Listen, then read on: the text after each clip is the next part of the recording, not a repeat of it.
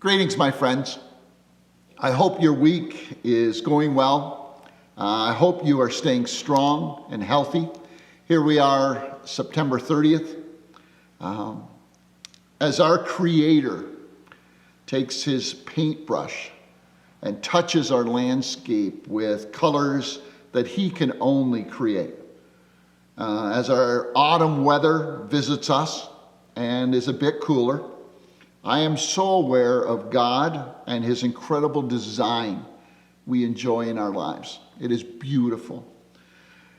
As I write this script and then share it with you, I look through my office window. Clouds have taken over the sky. We're having some rain, well needed. Harvest has begun. It's Thanksgiving here in Canada. Getting close to that date. Now I realize the sun is shining brightly, but right now the clouds are winning. And that's a reality, and that's kind of where I'm coming from today. Even though the sun is shining, my being, who I am, is clouded by pandemic fatigue. Let me explain. I'm just tired. And fatigue begins to set in and ambush my thoughts and my actions. Pandemic fatigue. You know, after a long day of physical or emotional labor, you come home and you are, in quotes, bushed or wiped out or mentally fatigued. Or like a parent caring for their children, and you give them your best all day long and love on them. And when they are finally in bed, you sit down and you say, I'm whipped, or I'm bushed, I'm fatigued. Well, stay with me, my friends, today. Now, I know that I can't see it, but raise your hand if you are fatigued from the pandemic. How just you want it to go away. You want it to disappear. Tired of the nonsense. Questions being raised in your head over and over again. What's right? What's wrong? What's true? What's fake? And you're getting wore out. And through the summer, you watch the numbers go down, and we almost are watching those numbers like a sports program. And they went way down, and now they've spiked. And we're tired already, and we see more of it coming. For the past 6.5 months, we have been on this journey. All in the same storm. Remember, I talked about that earlier in the months past. But we're not in the same boat, but in the same storm. We deal with this differently. All of us work through it. And as the numbers dropped in the summer, we had some rays of sunlight in a time where clouds were overwhelming us.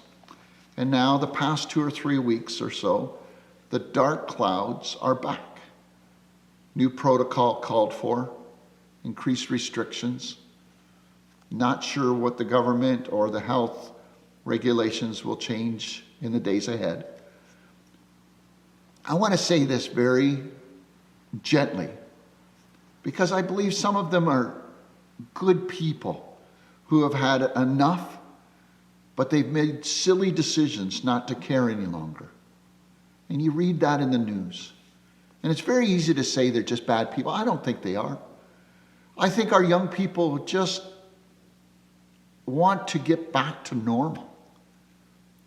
They've had enough. And we go backwards.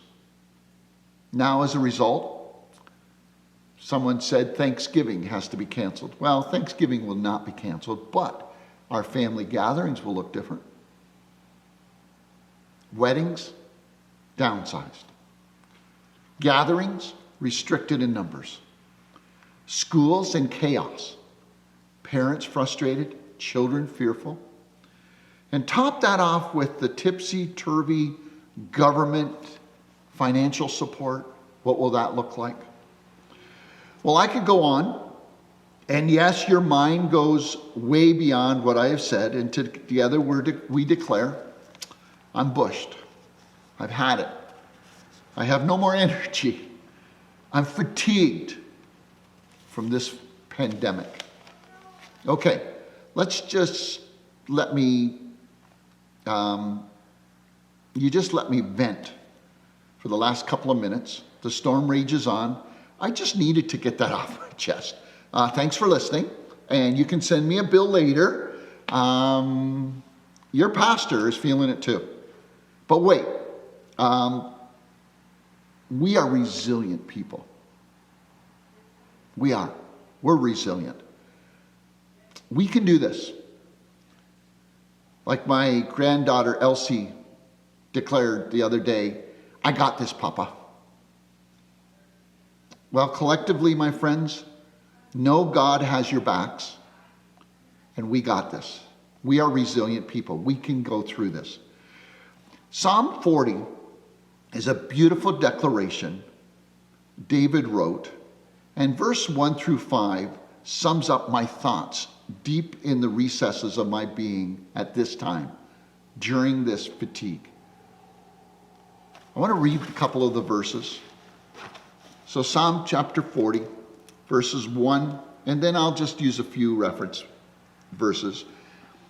And it says this, I waited patiently for the Lord, and he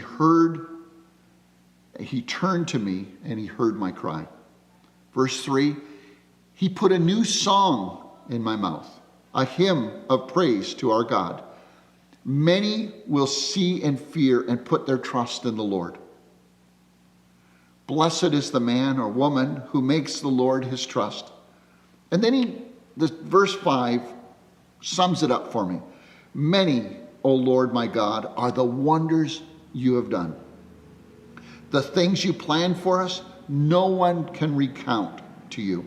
Were I to speak and tell of them, they would be too many to declare. During this pandemic fatigue, I choose to look and say, God's been incredibly gracious to us. There are times when Liz and I will sit down and we'll recognize that we are blessed beyond what we deserve. We have homes, we have families. Oh, we do have restrictions, and we're tired of them being upon us. We want to move on. We're fatigued. But I know my Redeemer lives. And I echo the sentiments and the thoughts that David wrote. He was confused, he was upset, but then in the end he said, I come back and I know my God is my strength, my hope, my Redeemer. And no, I don't know what the future holds, and we say this a lot. I don't know what the future holds, but we declare together, and I hope that you can declare it too. We know who holds the future. We are resilient. And from our Philippians study, we can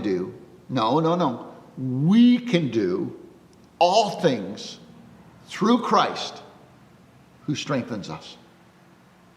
We got this. My friends, be encouraged. And if you are like me and you're feeling it, try to focus on what God has blessed you with. Count your blessings. Name them one by one. And my friends, and get into action, loving on people, calling people, encouraging people. Get your eyes off of the bad. Look to the good, and God will remind you that he's got your back. God bless you. Have a good week. Stay safe and stay strong.